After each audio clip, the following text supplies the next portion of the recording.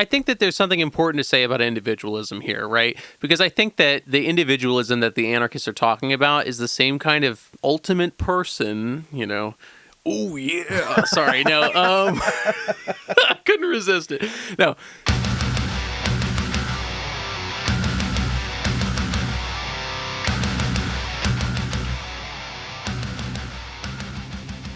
Hello. Hey, how's it going? Welcome to Left on Red. My name is Aaron. I'm Will. We are two dudes engaged in a radical self-education. That's right. We're just two unwanted commodities which will soon to be exchanged for money. Yes, very unwanted. And this go-around, we are doing something a little different. We have compiled a collection of anarchist essays in what we are calling the Anarchist Primer 1. Yeah, we've wanted to keep anarchism in the picture here because I think it's an important voice of opposition to kind of our ever-solidifying mainstream current of Marxism, Leninism, Stalinism, Maoism, Trotskyism, etc.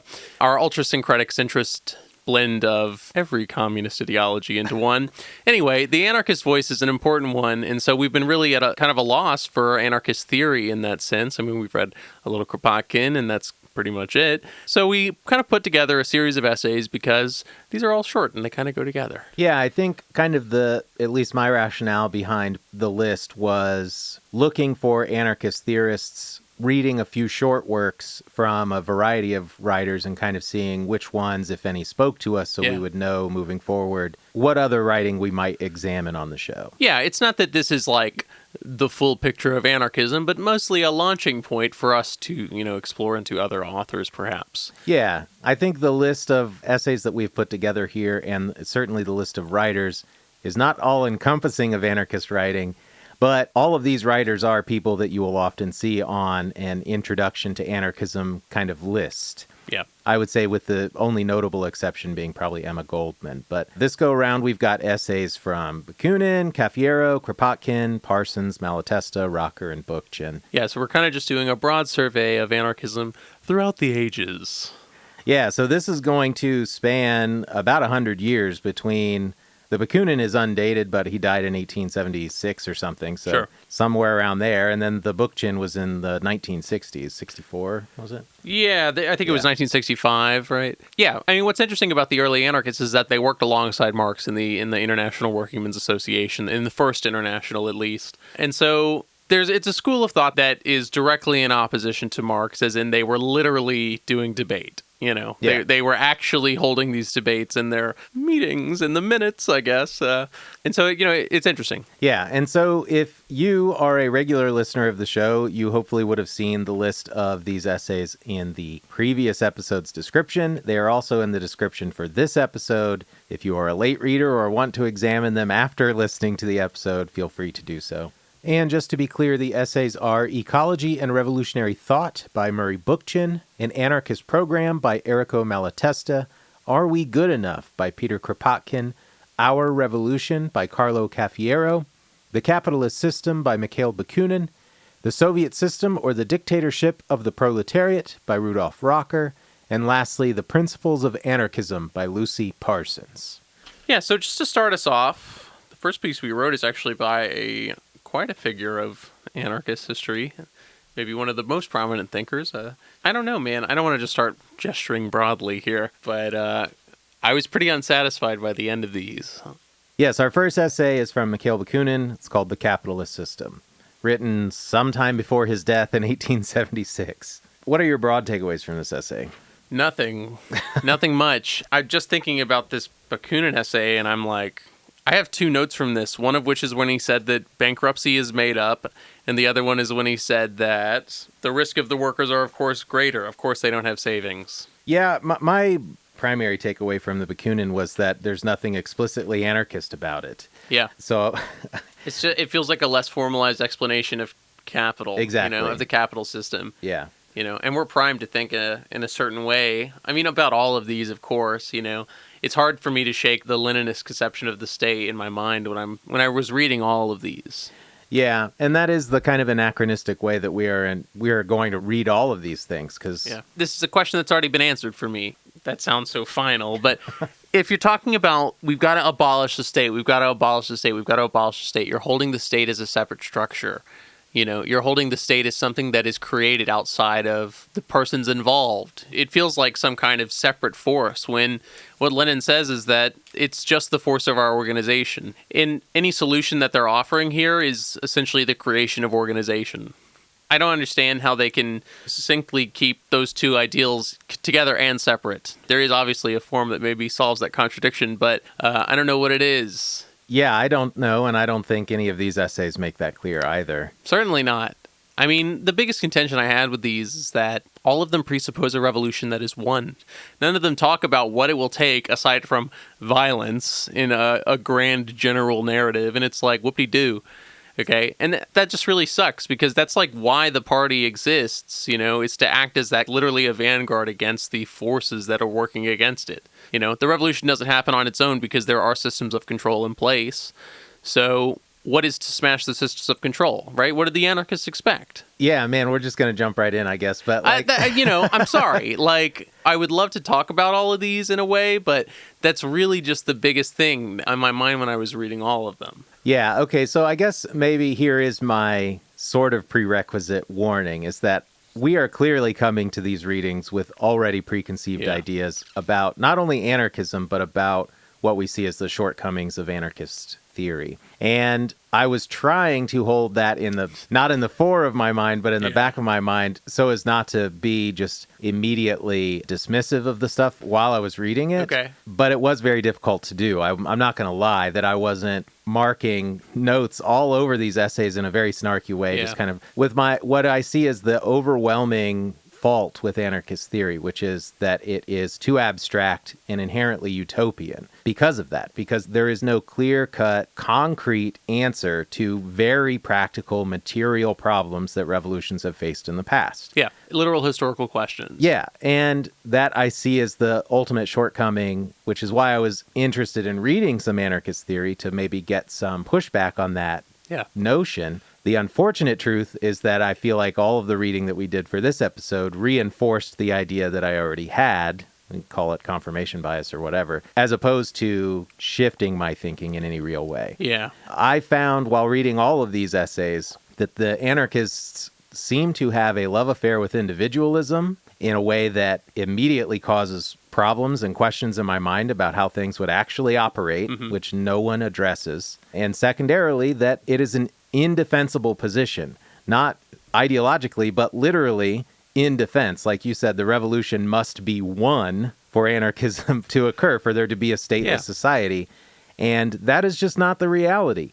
That's why there's been no successful anarchist revolution. It's because they can't last more than fucking 10 days before an army comes in and obliterates them all. Yeah, it's an attached name to a spontaneous movement. That's what it feels like. I don't have the full historical record of anarchism in front of me or anything, but there's nothing in the anarchist organization that is meant to engender revolution in the same way. It feels like they're attaching themselves to a revolution that is happening or will happen or has happened or whatever. So I'm sorry to start it so negatively there. Maybe a better question to start with is, what did you find positive about these essays? And then we can come back together. Because there are some things in here that I think are truly genuine, right? Like I said in the beginning, I am more than happy to explore the anarchist argument because I think that there's actually a nice quote that Lucy Parsons says in her article, The Principles of Anarchism. Right? To silence the voice of the minority is thus to retard the onward step of progress. I think that if we talk not like in the podcast, but we talk all the time about how like diversity is a strong suit. Society talks about that, I guess.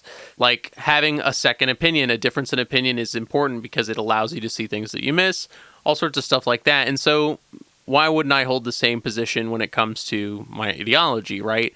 And it's something that we've talked about a lot when it comes to things like democratic centralism, because it's not that we're looking for unity of thought, right? We're talking about a diversity of thought and then a unity of action. And that action is what an anarchist, I think, would define as the state, unfortunately.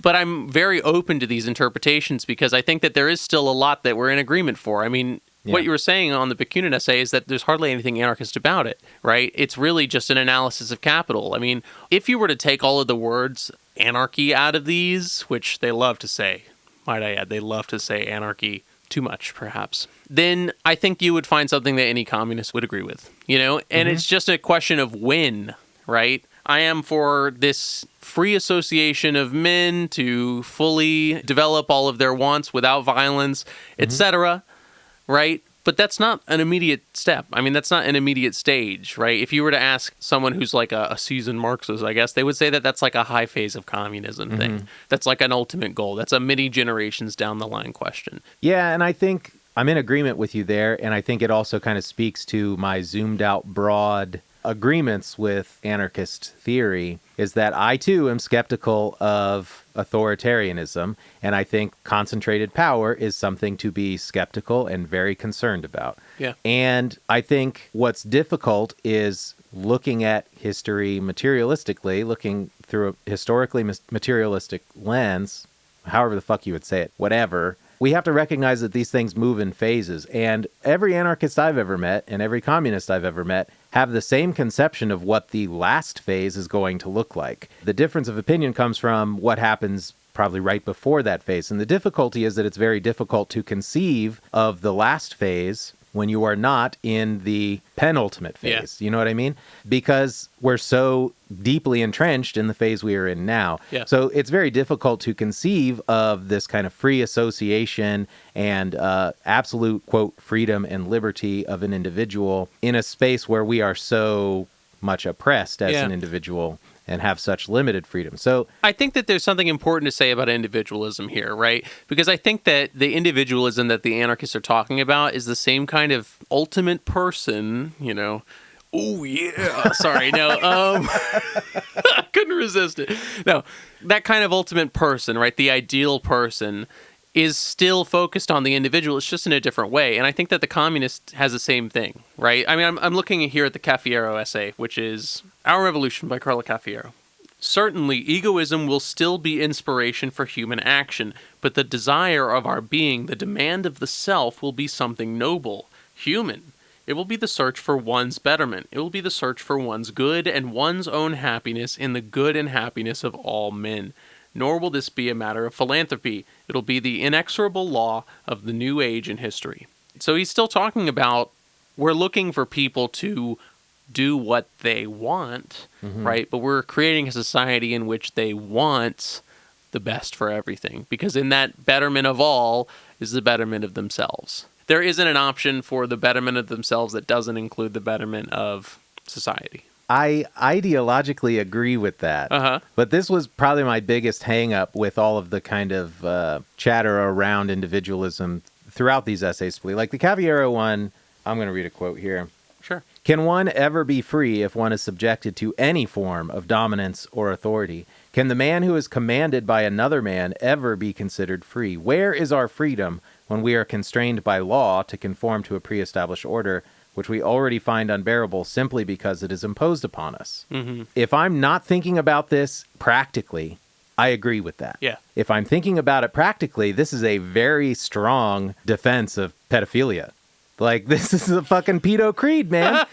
Like, there are practical spaces where your individual liberty is imposing upon someone else's individual liberty, and therefore it is no longer an expression of freedom. Sure. It's Sin's liberal paradox, right? If A's liberty is based on the imposition of B, and B's liberty is based on the imposition of C, and C's liberty is based on the imposition of A, there is an impossible cycle there. It's impossible to fulfill all of them. Yeah, and that's why I get so hung up when these writers are using words like freedom and liberty, because they're talking about them outside of law, outside of something that's protected by some sort of state apparatus. And therefore, they're talking about something that's protected by magic. What is freedom if it's not something defended? Yeah, it's within the whole anarchist ideal. I mean, I'm just thinking of the Lucy Parsons essay again, where she says that we've been under the sword and the baton for so long that we can't imagine society without it. Yeah. You know, I am in agreement with you that if anarchy were to reign, then people would not do the good things, right? There does have to be a structure that reinforces that. So where is that structure created? I mean, we're starting to get into the negatives again here. But I'm thinking now about the violence, right? I'm looking at the Cafiero where he says, can good ever be the attribute of an oppressor, a tyrant, a king, or a god, right? And the thing is that we are oppressors, you know? The goal of this project is to oppress the upper class. You know what I mean? So, like, that's an odd question to ask because in the revolution that he's already assumed is over, oppression has happened, right? He even says that it will be violence, you know, and there is some wordplay there where he says that even though the revolution is violence, violence will never be the revolution. But you've just said two completely conflicting things, right? You can't be righteous and free and good if you're an oppressor, but all of this comes from essentially the oppression of the current structure. Yeah, that's sort of tautological babble. That's nonsense. It's just, very silly stuff. I don't know, man. We're just shitting all over these people. I mean, I can't help it. Yeah. Let me read a couple more things about this ahead. individualism thing, because it's really fucking sticking in my craw. Yeah. Okay, so we get a couple more quotes from Cafiero about authority. He says, authority can only express itself through the law, and the law cannot be applied without guards. If the authority calls itself popular, if the law calls itself popular, if the guards call themselves custodians, guardians of the peace, or guardians of freedom, it makes no difference whatsoever. And he goes on also at the bottom of that page to talk about the monstrous bureaucratic mechanisms of a state apparatus. Yes, he gives a formula, like a mathematical formula, which really just, okay. And it's right below that. He says, what army of clerks initiated into the complicated mysteries of government, a class that is distinct and superior to the people, and thus tyrannical and hateful. Those parvenists of the Fourth Estate would be the new and even more loathsome political oppressors and economic exploiters. As with those who handle honey, the holders of power and capital would not be able to keep their hands clean. And these two things together, this idea of authority being inherently something that is exploitable and exploited for the oppression of all other people, I am open to any other ideas, but I do not see any way to maintain the revolution and order without some form of party line. Order can't coexist with individualism. Those are two contradictory ideas. Because, at least in the current state that we are in now, our conception of what it means to be absolutely free of oppression and authority cannot be maintained for every single individual. Sure. Order dictates that there will be some amount of authority imposed upon people. You know, don't fucking rape people.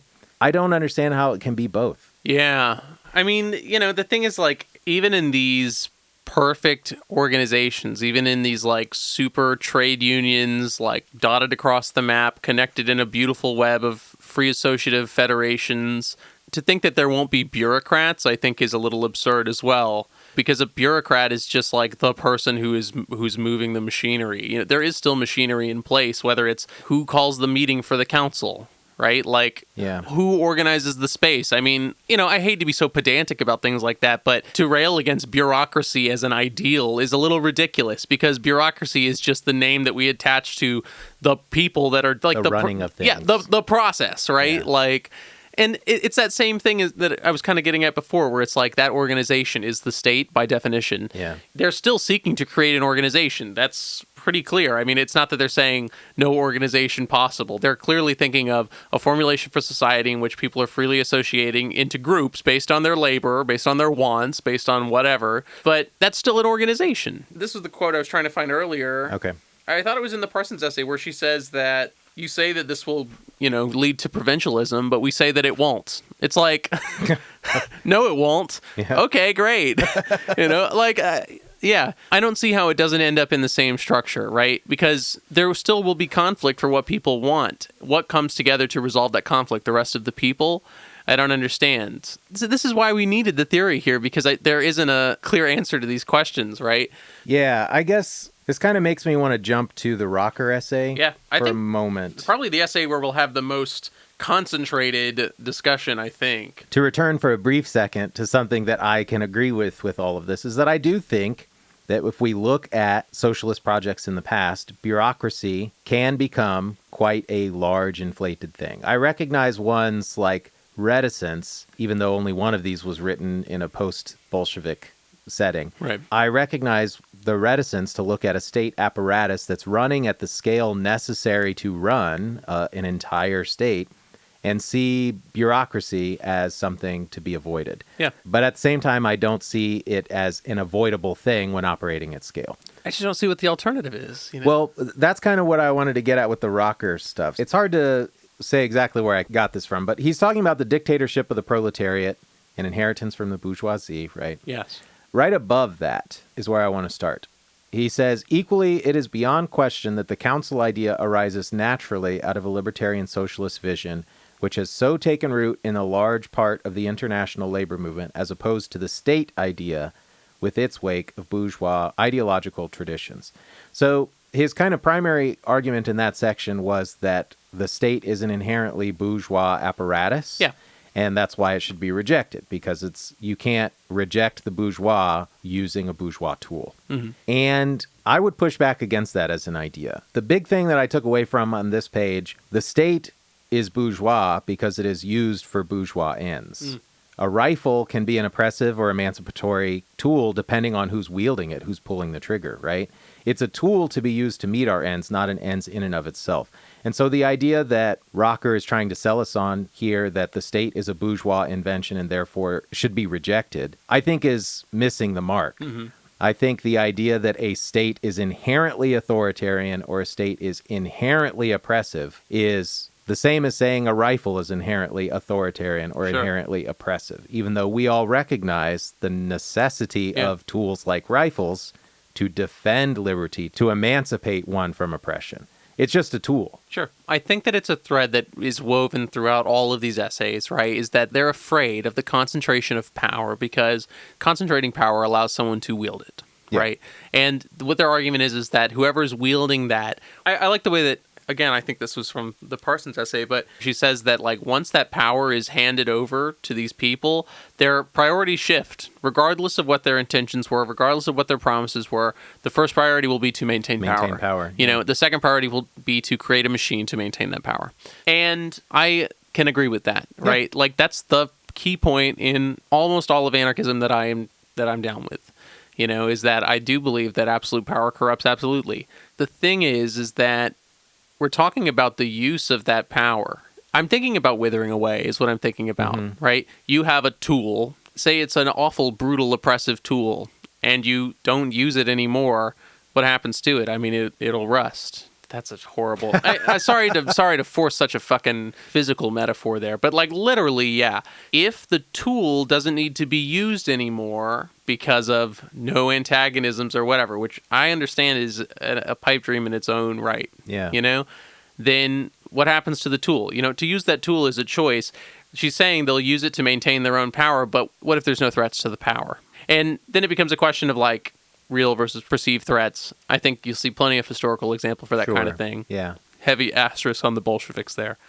But I still think that that's the argument here, is that like, yeah, it is a tool, and yeah, it is an awful tool, right? It is a tool meant for oppression. We understand that. But if we're not using the tool, then it will go away. I don't know. I'm in a kind of a weird headspace right now because it's like, it's just the same thing. Like I'm willing to accept the state as a dangerous idea, but I'm feeling kind of dangest here, you know? It doesn't matter if it's a black cat or if it's a white cat, as long as it catches the mice, right? It doesn't matter what the state really is, because what we're using it for is to obliterate the oppression of the upper classes. You know what I mean? And maybe that's too pie in the sky as well, man, but that's just kind of my feeling here. Well, I guess, you know, part of what led us down this anarchist path was this question that we've been exploring as far back as reading State and Revolution, which was our natural reticence to toe the party line with like a state apparatus. Right. We recognize it as a necessary tool in the context that Lenin laid it out there. And I think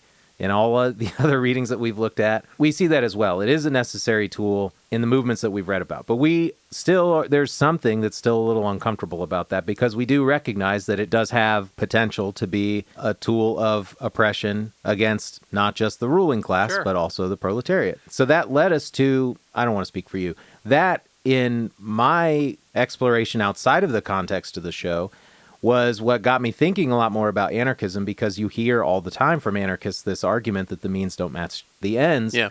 And I think that that's valid. I think that that's fair. And I want to know, what is the alternative then?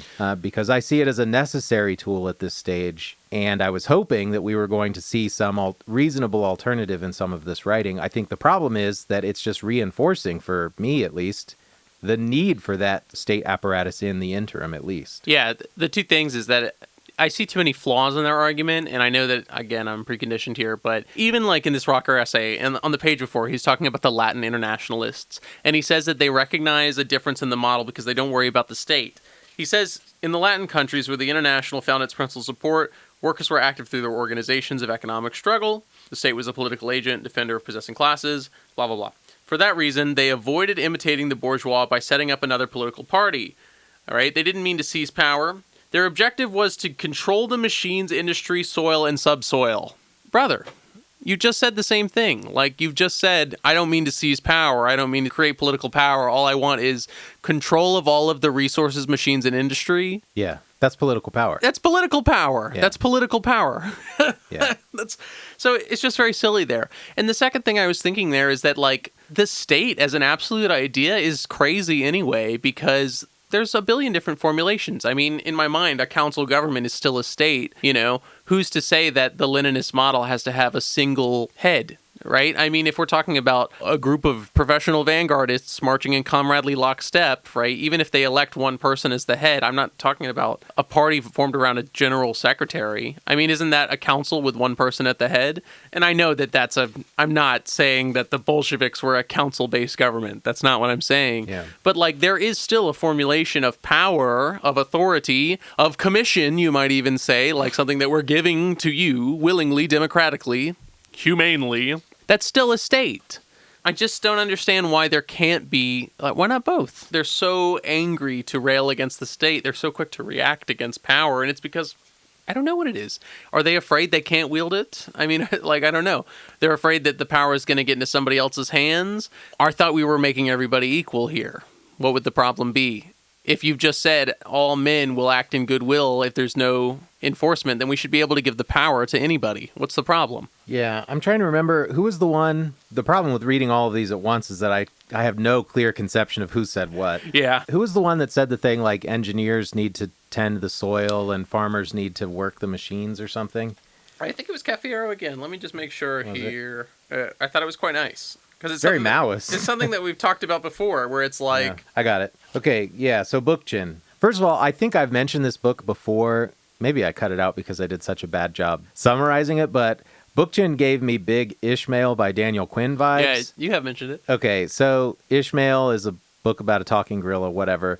But he just kind of talks through human history about like the takers and the leavers and how ultimately power will consolidate itself and humanity will continue to procreate to a point that we will make our lives unsustainable. We'll make more people than the earth can sustain. And so like the underlying thesis of the book is kind of like stop making babies kind of thing. Very Malthusian. Yeah, it was reading the Bookchin stuff really gave me big Ishmael vibes, especially the stuff on this page. But we're talking about power and authority and hierarchy being kind of an inherent, even if you want to call it something else. Like the head of a council is still a person of authority, a person in power. There is still hierarchy involved, even if they are answering to, you know, the fucking 60 people in their little commune or whatever. Their little commune. That sounds really condescending. Oh my God. Their little council. Yeah. But Bookchin kind of speaks to this. First of all, it's very Maoist, this idea that he says to separate the engineer from the soil, the thinker from the spade, and the farmer from the industrial plant may well promote a degree of vocational over-specialization that leads to a dangerous measure of social control by specialists. And on the surface, I very much agree with that. And I like the idea of everyone being educated in all of the ways that they need to serve their community, right? I think that there is something really powerful in that. But to suggest that everyone becomes so holistically educated or whatever that no one person has power of authority over others, I think is overly simplified, certainly utopian. And I'm going to be honest, I don't want a farmer operating on me. I think specialization is necessary. Elitist. I don't have to be a locksmith to know how to pick a lock, Aaron. Okay? Sure, but... No, I was just ribbing you because one of them even calls for like literal rotations, you know, like your communal service rotation. Like, how far out are we expanding that? You know, is it my week to be the heart surgeon? You know, what are we talking about here? Exactly. Yeah. That's the point. And so, like, I think it's, I don't know, overly idealistic or overly simplified and too far in the abstract to taken seriously. Yeah. Well, yes, I absolutely agree. The notion itself is a good one, right? Yeah, I mean, the people should be well versed in many things. It shouldn't be limited to what they can be versed in. That's probably a better way to look at it. You know what I mean? Is that if you wanted to become a heart surgeon, there is still a degree of specialization required there, but it's not that specialization is the only option, right? That specialization is not the only avenue being pursued. You know, you might also farm, right? You might be a farmer that then says, I'm going to go to medical school. And that is possible because we are in this beautiful anarchist society. Yeah. You know, it's not that I get off the fields and then the guy goes, it's your turn, doc. They slap the lab coat on me and wheel me into the operating room. Yeah. You know? I mean, that's the thing, too, is that so much of the discussion between anarchists and communists is bad faith in both directions. Yeah, you know? I would agree with that. Because right there, we're talking about the same thing, but one formulation makes it seem ridiculous. One formulation makes it seem much more possible. Yeah, that's fair. And to go back to the formulation of the state itself, okay, what the fuck happened to checks and balances? Y'all don't think we can make a self-contained system? Y'all don't think we can make a system in which there is a face-to-face democratic principles that allow for the people to express their will, their consent to be governed? I mean, there's so many principles of society that we're ignoring in this idea that authority automatically obliterates your ability to be a good person. I mean, it's almost like a religious argument. If you're saying that having power will automatically make someone act immorally, that feels a little ridiculous to me. In fact, it feels similar to the religious argument where you say without God, you have to act immorally. Like God is the only thing that gives you a moral compass. You're saying that like power is in its essence corrupting, I think is a little bit absurd.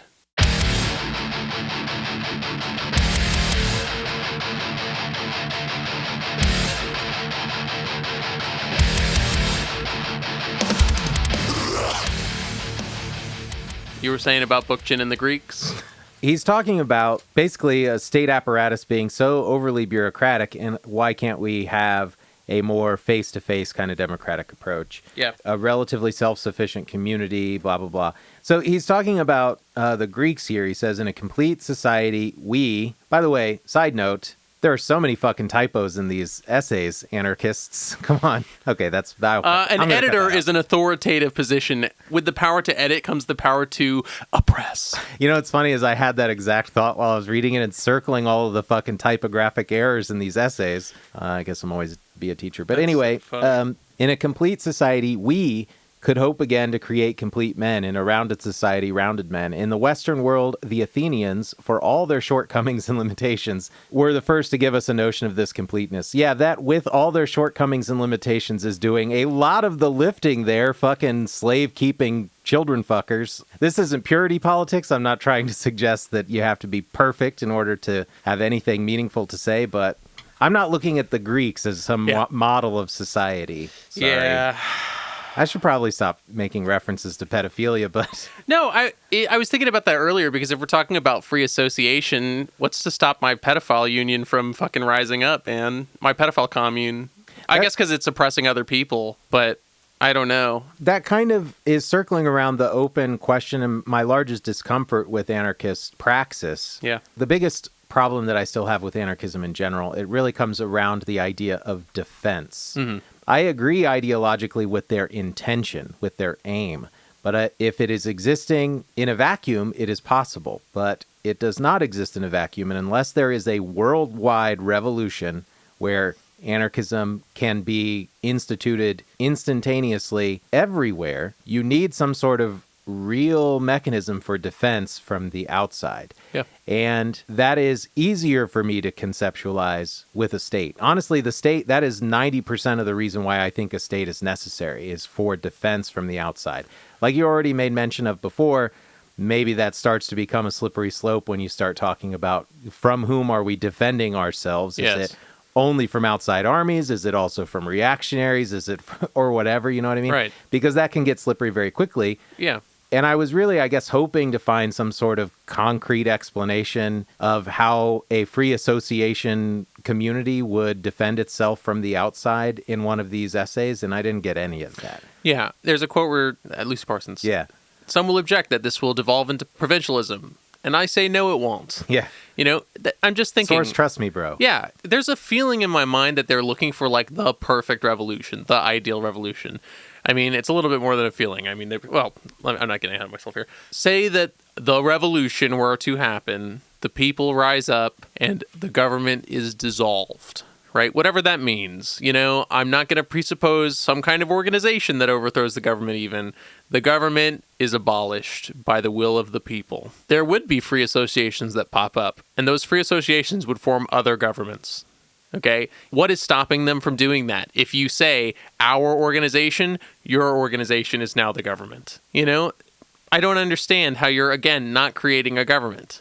If they have their free associative commune, and it doesn't interfere with us, and we have our free associative commune, and then they're interconnected, that just means you have two governments, and the connection between the two, that's now one government. Yeah, I will admit ignorance as being part of what is forming my conceptualization of this, but the idea that there can be free associating communes that will associate because they want to trade, they need things from one another or whatever, or maybe they're working in defense of one another, so they associate in that sort of way.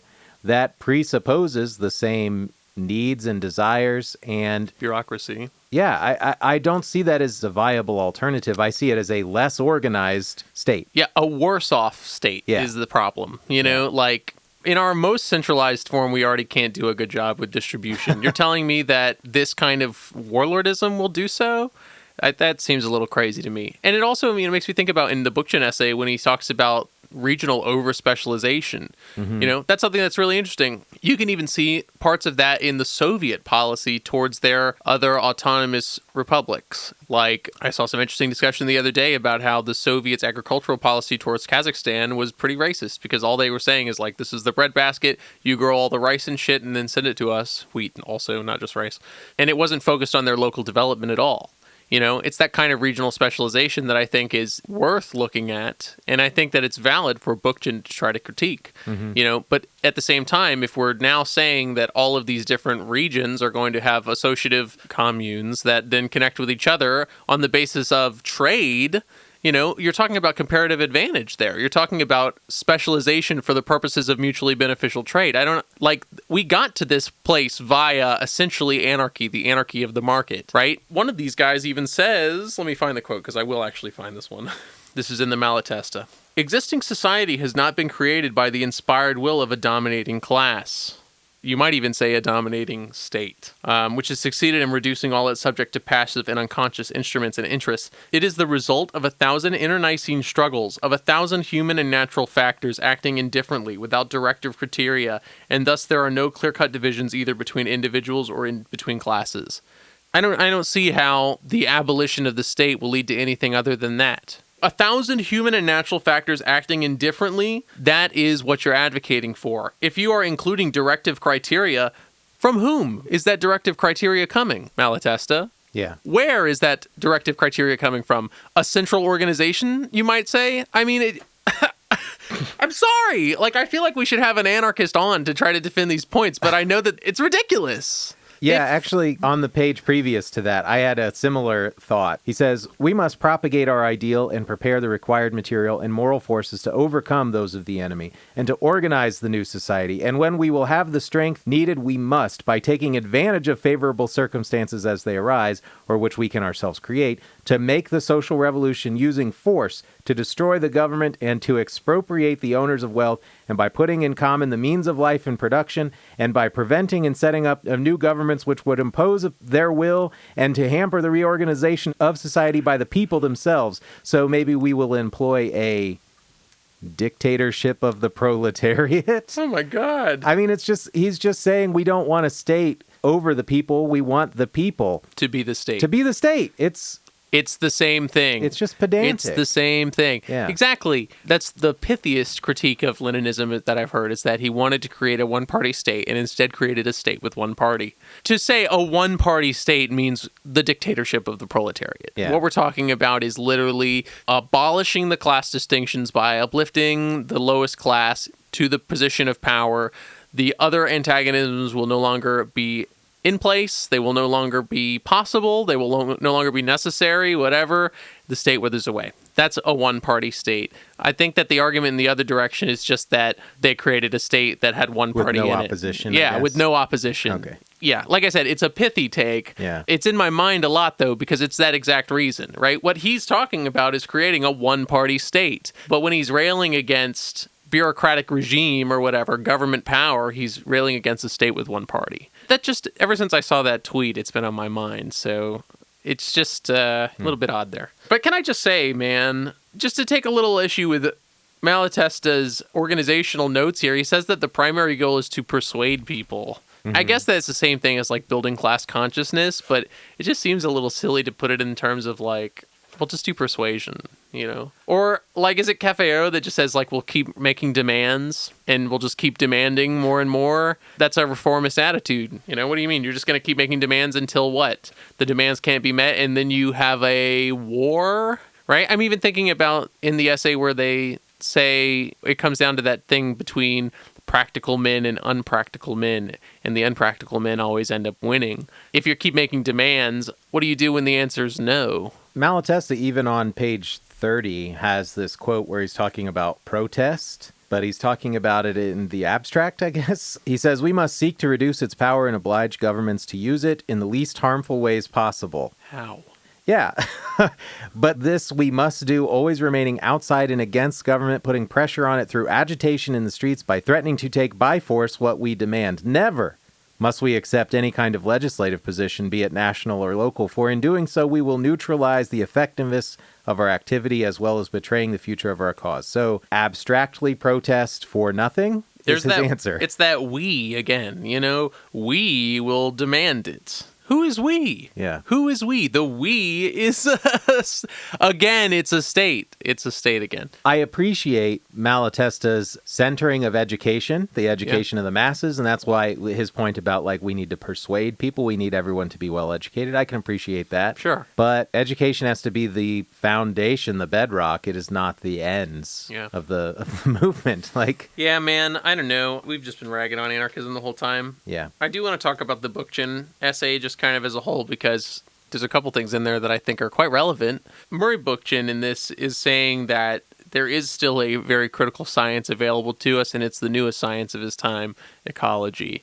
This is from Ecology and Revolutionary Thought, by the way. I probably should have said that at the start. Thank you. I think that the most interesting thing about it is that he immediately lies out climate change from 1965, and it's exactly the picture that we have of it today. Mm-hmm. Now, the reason that I was so dissatisfied with this essay is that besides the normal anarchist critiques, or critiques of anarchism, I should say, I think I'm becoming a climate Stalinist. If we're going to fix the climate, I sure don't think it's going to be a free association of communes. That's just kind of where I'm at. You're not going to fix this without a plan. Agreed. So what's the plan, right? On top of that, this was 60 fucking years ago, and he said that maybe in 2 or 3 centuries, the Earth will be destroyed. Okay? It's gone a little faster than that. It's been 60 years. Yeah. Right? Maybe we need a climate Stalin. That actually kind of reminds me of a conversation I was having with my old man about climate change relatively recently, and I was talking about it as an ever-present existential issue that we need to have done something about decades ago. Yeah. And we're moving at the point, perhaps have passed to the point of being able to meaningfully do anything about it. And while I was going on my little tangent or whatever, I had flippantly said something about California sinking into the ocean and Florida breaking into a small set of isles. And my dad said, they've been saying that since I was a kid. And I didn't respond in the moment. But my real answer is like, yeah, no shit, because we've known about it since then. Right. We've known it was a possibility. Mm-hmm. They've been warning you against it. It's not that they're saying it's going to happen imminently since you're a kid. They've been warning you that it's going to happen since you were a kid. Same and deadline. It's just moving closer, you know? Yeah. Anyway, I was just reminded of that. Yeah, so good. I mean, you know, and this is in 1965, right? The oil companies knew about it a lot longer than that. Mm-hmm. Okay, they've known about it for quite a while. So, yeah, climate change is a big deal. The way that our society currently is destroying the climate, real. Yeah, and he was right to call on it. There actually are a couple of moments in a couple of these essays that I do think were quite prescient. This being one of them, Bookchin talking about climate change. The other one being Rocker talking about Germany. Yeah. But to call out something that Bookchin says here about climate change, this is on page 9. Okay. I guess. Because the question, like you said, what is to be done? What is the plan? And something that I guess might be a misnomer, a misunderstanding, or an unfair criticism lobbed at anarchists in this context from communists is like, what is the plan to handle the scale of necessary, stuff like that, to house and feed all of the people? Anyway, I don't know how to say it. Fuck it. He says, I do not wish to imply that we must surrender the gains acquired by large-scale agriculture and mechanization.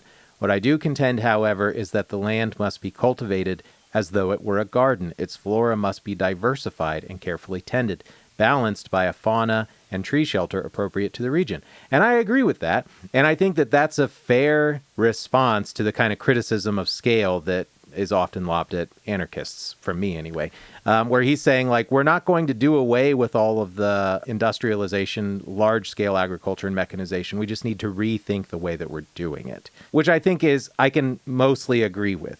My real point, though, comes from the bottom of the page here, where he says, to meet the demands of an ecological approach to food cultivation, agriculture must be rescaled from huge industrial farms to moderate-sized units.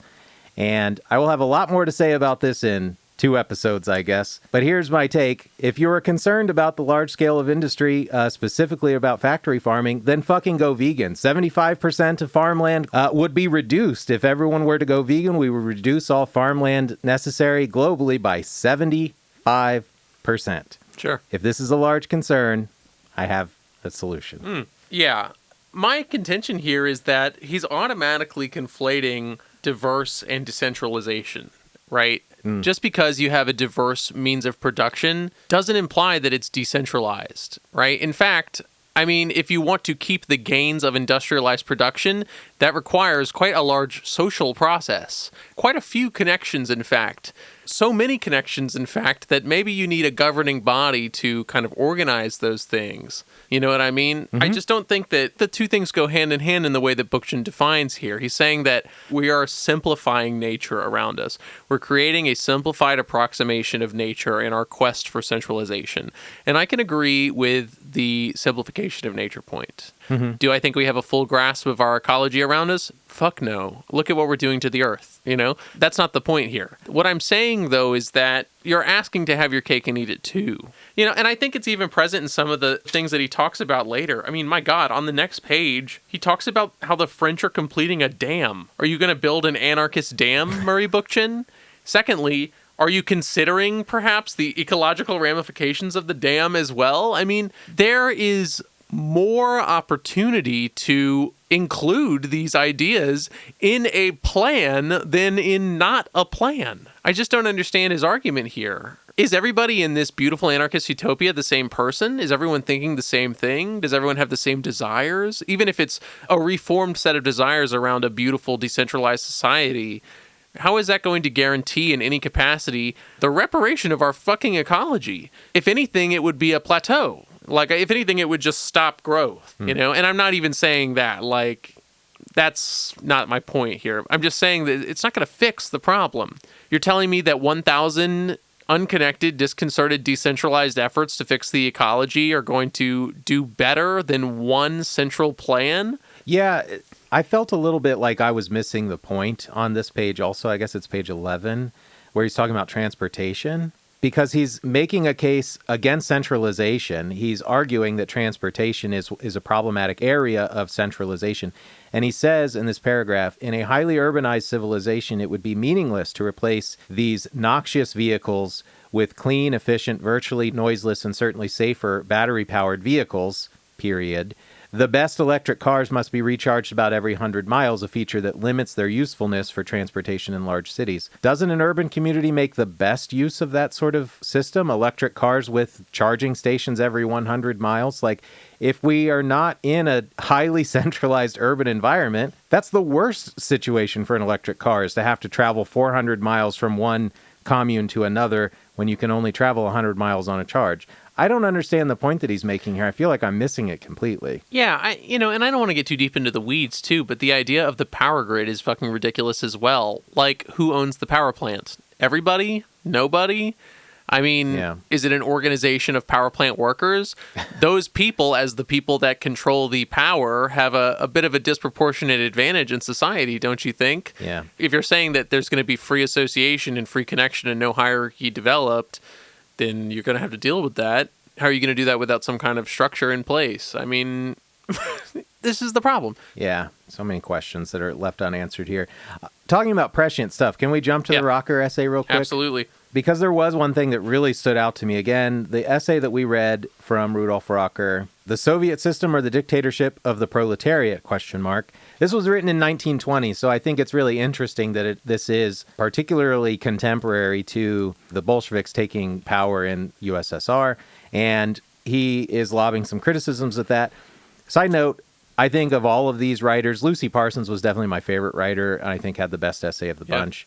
But Rocker is probably the one that I'm most intrigued to read more from. I am actually interested to read his book on anarcho-syndicalism. Yeah. I've had Anti-Bolshevik Communism, which is a book about council communism, on our list for a minute now. Really? Okay. Yeah. He's talking about Germany, and he says here, in 1920... At the present time, we in Germany have reached our directory. The only thing missing is the man who will play the role of Napoleon. Yeah, I thought that was crazy. I was like, oh my gosh, how prescient. Right. In 1920. I mean, they're fresh out of World War I at this point, and he's saying, like, all we need is this next Napoleon to come up and take over.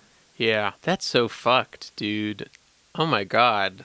Well, yeah, that's a curious parallel now. I'm just thinking about it, too, because I was thinking about Napoleon and Hitler, obviously. Yeah, exactly. But even the Weimar Republic as the directory period, I think, is an interesting one. Not that I know that much about either history in that sense. But nor I, yeah. Yeah, that's a really good one there. Although I will say, just to talk about the historical context, I think it's a little unfair for Rocker to critique the Soviet system here because they were still in civil war. Yeah. They were still operating under war communism. They had made the decision to seize all of the food supplies as a means of necessity, right? They were not operating in the most egalitarian circumstances, I have to admit, but it's because they were literally at war. And I'm not even talking about the perceived threat. I'm talking about real war. So that just kind of changed my opinion of this essay a little bit. I don't know. It feels preemptive. And I know that I'm operating with hindsight, but they haven't even solidified their position yet. How can you say that they've...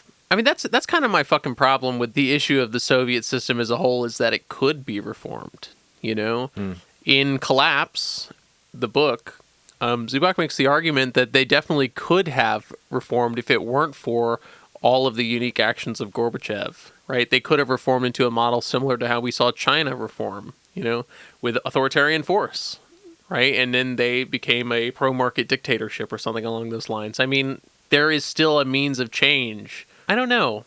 I'm thinking now about when we read some of the more philosophy-sided books where they were saying that, like, it was impossible to reform because they had to get rid of the thing that made them, which was violence, like the terrorism of Stalin and stuff. But I don't know. It just really strikes me as a little bit silly to talk about the Soviets in 1920 as if they were, like, they had developed their ideal system. Yeah, clearly they had not. Established. I mean, God, I think by that point, Lenin had dissolved the opposition. So maybe... you could have spoken with clear eyes from that moment, but they were at war. That's really all I can say. I think it's a little ridiculous. That's fair. I will admit, as always, my ignorance on the history, so I can't speak to it with great authority, which is kind of how I felt through the entire Rocker essay. He was making a lot of references that I was like, I don't know if I take this at face value or if I should have an oppositional view of this. Yeah, just to talk for a second about the French Revolution. I mean, he makes a really interesting point there that since Marx and Engels developed the modern notion of communism, right, of the communist organization, and they were influenced by the Jacobins. The Jacobins, as an institution of state power, they carried with them that bourgeois institution. And what Rocker argues, I think, is interesting. I just can't confirm nor deny it, because he says that the Jacobins were always behind. They were forced into action by the revolutionary peasantry. And it's like, that sounds right. That sounds like a valid reason. Yeah. Do I know that for a fact? I don't know. I really don't.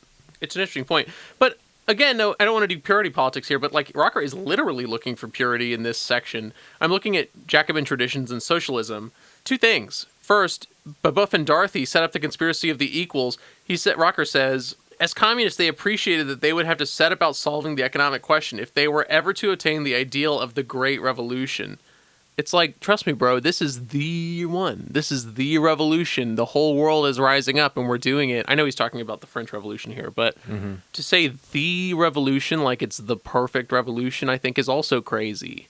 We're talking about putting theory into practice and then there's a result of that. They're looking for perfection. Even on the next page, What is more, the socialist movement was at that time insufficiently developed to come up with an authentic path of its own. The socialism of both of its two leaders was more or less subject to bourgeois traditions going back to the French Revolution. So, like, literally, he's looking for pure socialism. He's looking for the purest socialism possible. Yeah, I mostly discounted attitudes like that, like I was saying before about the state being inherently being bad because comes from a bourgeois idea. He's saying the same thing here. Marx and Engels got their ideas from something that was a bourgeois tradition. Right. And so it's not worth it. It's not good enough. It's not valuable. I see that as like intellectually and dishonest. Like, yeah. And he just says that in the last analysis, the dictatorship of the class is always the dictatorship of the party. It's like, what analysis are we talking about here? In 1920, what dictatorship of the class have you even seen before besides the dictatorship of the bourgeois? You know, Yeah. I mean, I guess he would say the Bolsheviks, but again, they were at war. well, he does also talk about the Paris Commune a little bit a few pages before on page 70. Mm-hmm. He says, as the years have passed and even today, the labor movements of these Latin countries have undergone savage persecutions. This bloody policy can be traced back to the repressions of the Paris Commune in 1871. Later, reactionary excesses of that sort spread to Spain and Italy. As a result, the idea of councils has receded into the background since all open propaganda was suppressed, and in the clandestine movements the workers' organizations had to set up, militants were constrained to deploy all their energies, all their resources to fighting the reaction and defending its victims. And councils made huge errors in Paris. That's why the approach changed after that. That's the whole point of taking a historical materialist attitude, is that you see the progression of how things have moved in the past. Yeah. And you make changes based on the contradictions and errors that you recognize. I just laugh because we've come full circle. We're back on that Lenin quote where he says that even Lenin said that the councils were outdated. And it's like, yeah, he's literally basing it on the experience of the commune. Yeah. Where he's saying that the council led to their demise. That's the conclusion that we came to as well, is that there was a lack of expediency in their need for consensus, you know? Yeah. And it's funny, too, because even on the page where he talks about Babeuf, he says men like Barbès and Blanqui worked along the same lines, fighting for dictatorship of the proletariat designed to make the aims of communism a reality. If we're talking about Blanqui specifically, he's closer to the Leninist model than anything, right? A small armed group. I mean, you know, we've talked about their action being maybe like a putschist action, like a spontaneous terrorist action. Yeah, but still, maybe. It's still a different idea than the idea of a council. I don't understand what he's saying here. Yeah.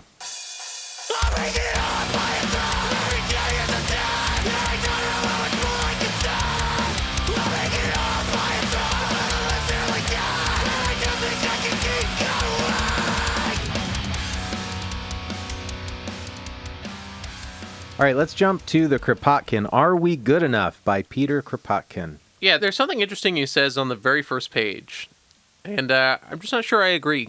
The essay is within the title quite aptly. Are we good enough? Right? That's what Kropotkin's asking here. Yeah. And he says in the third paragraph, men are not good enough for communism, but are they good enough for capitalism? If all men were good-hearted, kind, and just, they would never exploit one another, although possessing the means of doing so. With such men, the private ownership of capital would be no danger. And I don't know if I agree, right? I don't think that the intentions of man really matter when it comes to capital. I mean, at least I think that's kind of what we're finding out in our read of Capital, of Marx's Capital, right? Is that I think they're compelled. I don't think that the intentions or their goodness or whatever's in their heart really matters here. You know, I know that he's just like, he's doing a little joke basically, but I don't think there's a better capitalism. I think capitalism is the problem. Maybe I interpreted it differently. I took this paragraph here to argue that, like, you can't suggest that men are not good enough for communism and accept capitalism because men are also not good enough for capitalism, is how I was reading it. Like, the lines that stood out to me in that paragraph are the first and last. The last line ends, if men were provident, they would not produce velvet and articles of luxury while food is wanted in cottages. They would not build palaces as long as there are slums. Meaning, the way men behave under capitalism is indicative that they are not good enough for capitalism because they allow all of this exploitation to take place. They seek bounty or plenty when others have none. So I was interpreting it as like a rhetorical argument where he's saying you can't say they're not good enough to be communists, but look at how they are not good under capitalism and see it as okay. Okay. This does kind of bring to mind a thought that I had while reading this and the Parsons essay especially. Actually, let me pull a quote from the Parsons one too.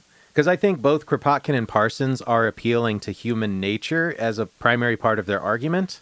At the very top of page 80, Parsons says, individuals are unconscious of their own motives in doing good. While acting out their natures according to their surroundings and conditions, they still believe they are being kept in the right path by some outside power, some restraint thrown around them by church or by state.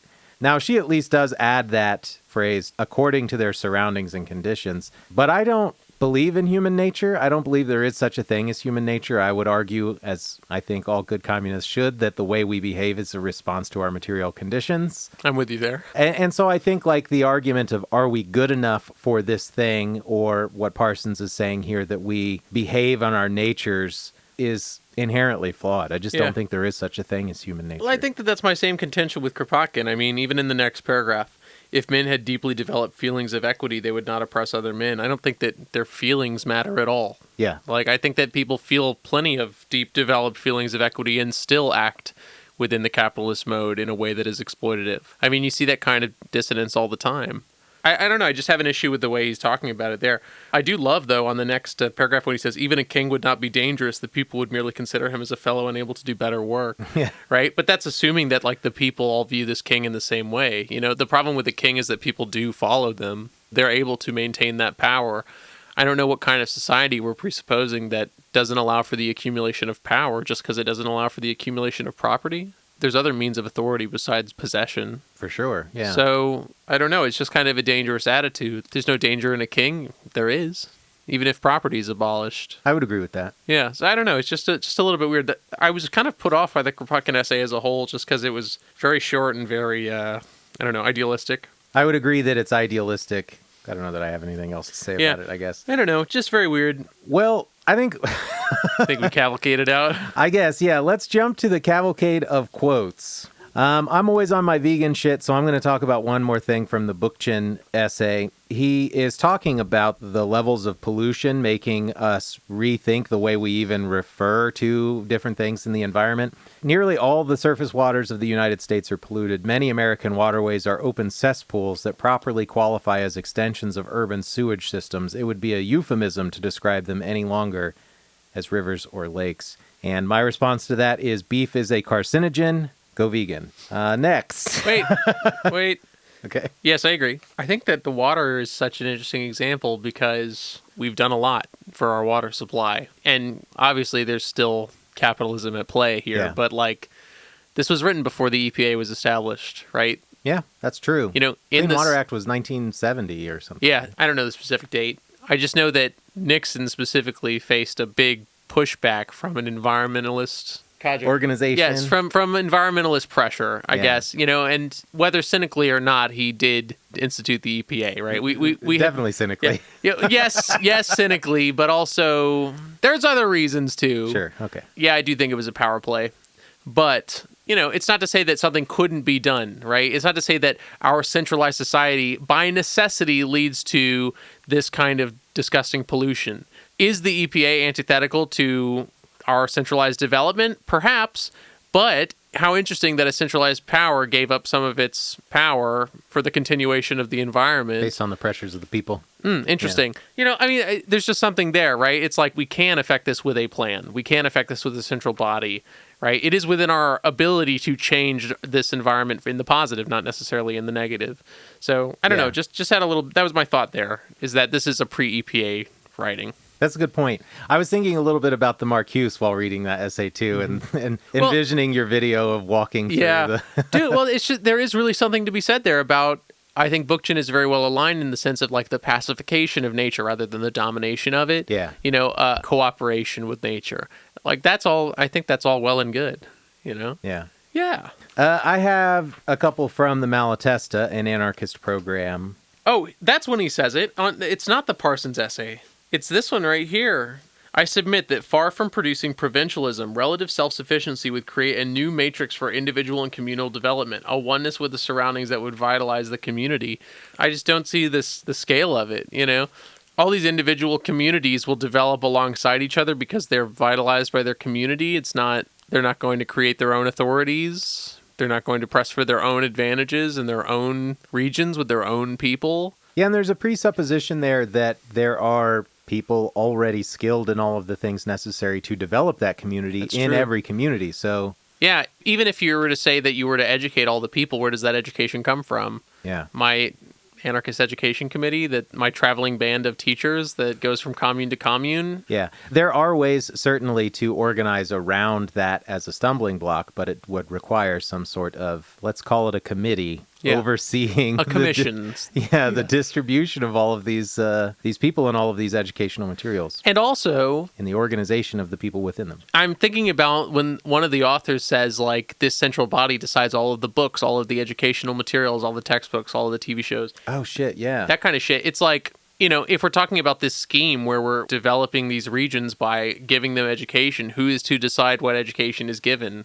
I'm not going to talk about correct education and incorrect education or anything like that, but who decides what is taught? You know, it seems easy to think about for stuff like a practical skill. Even in terms of something like agriculture, there's a difference in opinion as to methodology.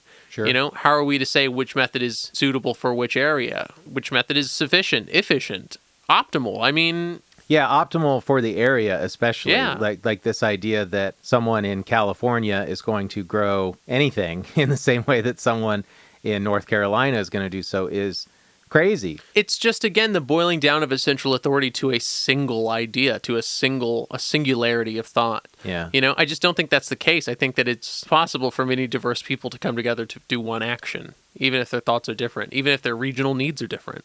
Bookchin, what's up? Yeah, I will say Bookchin is one of the authors that is very often brought up as a preeminent thinker in anarchist theory that should be read, and I did not enjoy this essay. No, if you're a big Bookchin stan and you think that there's a more representative Bookchin work, you can let us know at leftandredfeedback@gmail.com. For sure. And I know his longer book, I think it's Ecology and Freedom, is one that has been on our list for a while to look at, and maybe he on recommendation, by the way, listener, I see you, I hear you, you're valid.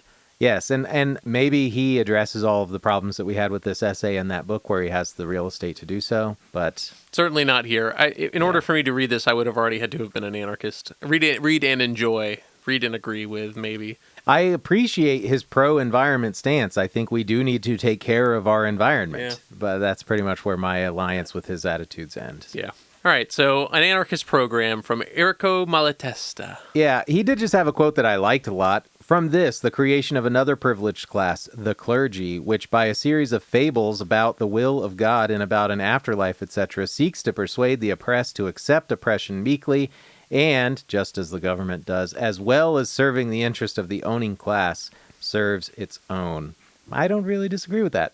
I think he's got it. I think he's right. Sure. There's an interesting question, though. What's the goal of the church?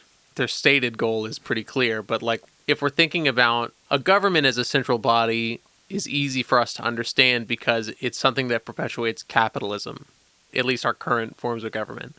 What was the point of the church? Just to centralize power? To centralize influence? I know that that's like a broad historical conversation, like where does religion come from? Mm-hmm. But it's just interesting to think of the church and the government as parallel structures, you know? If they are parallel in that sense, then that's a question that has an answer. Just an interesting question. It's not important for anything. I just had that thought just now. That's fair. Yeah. Anyway. Whatever you would call this list of bullets that he gives here, his program, his ideas, whatever. Number 1, abolition of private property in land and raw materials and the instruments of labor so that no one shall have the means of living by the exploitation of the labor of others, and that everybody being assured of the means to produce and to live shall be truly independent and in a position to unite freely among themselves for a common objective and according to their personal sympathies. And for the most part, I'm down with that. Theoretically, I am okay with all of that. But I am a little wary of some of the use of language there because I think it can become practically problematic if you're being a literalist about what he's saying, because I think there are issues with scale and issues with ability that aren't addressed there or in the other points here, where the idea that everyone should just be given equal means does not mean that everyone is going to have equal ends because of things like physical disability, as an example. And I think that that's something that is often unaddressed, especially in anarcho-primitivism. And it's something that I think is an important point to bring up, which, I mean, even, is it Cafiero that is the one that calls to Marx and says... from each according to their ability to each according to their needs. I'm pretty sure he says it. He does say it once, and then he rephrases it after that to like something about their will. But oh, yeah, maybe. But I would have liked to have seen a little bit more there, or get some other response from other anarchist thinkers about how to handle things like distribution at a large scale, or how to handle things with things like physical or mental disability. I had a response to that. I'm sure that you understand what I'm saying, but I don't feel like I'm articulating it clearly. Like, giving everyone a hammer does not guarantee everyone will have a house. No, I totally am in agreement with you there. I'm just thinking about... I keep mixing up the Malatesta and the Cafiero. Yeah, this was a mistake on our part, I think, in that, like, it is very difficult for me to keep track of who said what. Having read all of this over the course of 4 days or whatever, it's all just kind of jumbled in my mind, and it's hard for me to distinguish one thinker from another specifically. My bad. You know, actually, well, something that we brought up previously, it's come up a couple of times about this idea of coercion. Yeah, that's what I'm looking for, is literally, I had a quote about, one of them talks about, you'll just live like a degenerate, right? Is that what you're looking at right now? It's something similar to that, but I don't think it's the same quote. Still the same page. Literally, point 3, he talks about people voluntarily submitting to all of this. And the question being like, okay, so if you don't? Yeah, right. I do want to talk about that. I'm just trying to find the quote because he literally says, it's Cafiero says it on 56, so maybe we'll come back to that one. Oh, we can jump to it real quick. Let's do it. Yeah, okay, word. So, yeah, there's something to be said there, right? One of them, Cafiero, does actually talk about the consequence of non-cooperation here, right? He's talking about the impetus to get people to work. Yeah, and I like his framing of this, too, because it's after he says, if you say, if you do not work, you will not eat, you must enforce that rule.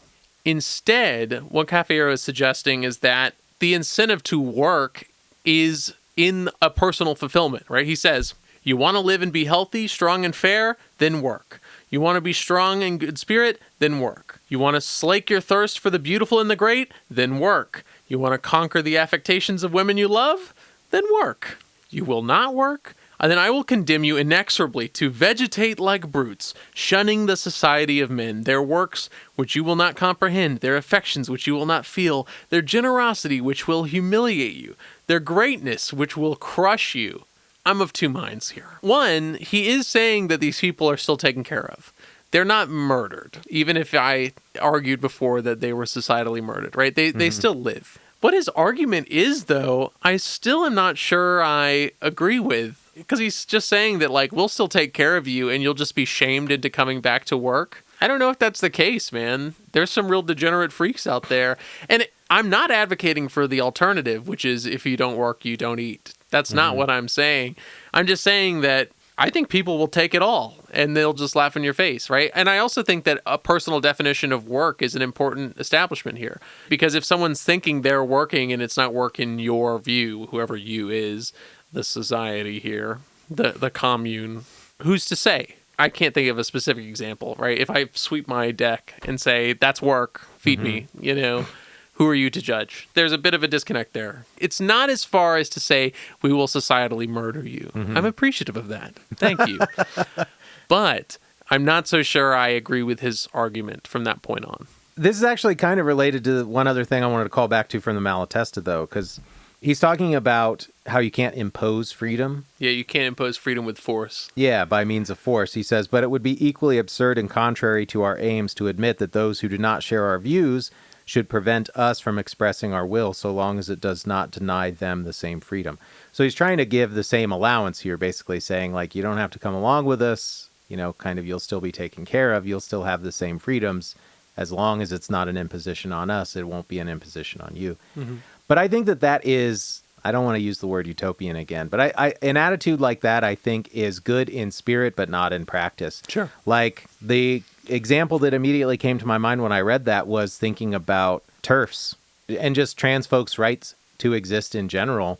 And if you think, not you, if another person thinks that trans folks shouldn't exist and don't have a right to exist or whatever, our response is like, well, it doesn't, who cares? Like, if they're actively working, if those folks end up actively working against trans folks' right to exist, then where is the line where it becomes adversarial, where it becomes an imposition that needs to be defended by force? Well, that's again, force from whom? That's not the point, though. It kind of reminds me of Withering Away again. The personal excesses of people. This is just hypothetical, right? Say there's a group of TERFs, and they hold that belief but can't act on it because of the societal imposition, whatever. What happens to that belief? Does it stay? I mean... Well, and you would hope to believe that in a world where revolution has occurred, in a situation where revolution has occurred, a lot of these bullshit culture war things would go away also. Sure. Because we're no longer being made to fight amongst one another, and we see some sort of unity in intention and vision. There will, of course, still be divisions among the people, but like hopefully a lot of them would also wither away because they're not being forced on us. Well, right. That's what I'm saying, though, is that, that's what he's saying here, is that like you can hold those beliefs as long as you can't act on them. Yeah. You know what I mean? And I know that that's dubious in its own right because your beliefs affect your actions, whether you like it to or not. Yeah. But if we're talking about like a generational development of society and those people are put off to the side because they can't act on those, then I don't see it not withering away in the same sense. Do you see what I'm saying? Yeah, I get that. I guess I'm just hesitant to believe that it will go away so easily. Well, but, right. Yeah, I agree with you there. We also advocate for action, not just go do your thing and no big deal. Yeah. So yeah, I mean, I think there is a disagreement there with Mr. Cafiero.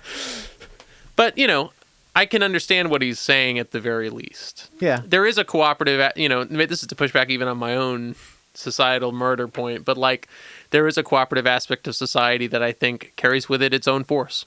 That's the point of this whole thing, is that cooperation is force in its own right. It's just a different kind of force. I guess I'll just point out one quote where I'm in total agreement, just to maybe tip the scales back in that direction a little bit. He's talking about this transition from economic struggle to political struggle. He says, instead of opposing the capitalist millions with the workers' few pennies scraped together with difficulty, one must oppose the rifles and guns which defend property with the more effective means that the people will be able to find to defeat force by force. So I'm in total agreement with that you can't wish away an oppressive system. You can't hope that it'll go away. You can't protest in the abstract and make it go away, that you must use force to fight force. And I appreciate that he accepts that. I think Malatesta comes the closest to recognizing the fact that there's some resistance involved here. Yeah. Not that he makes any organizational notes as to how it will be done.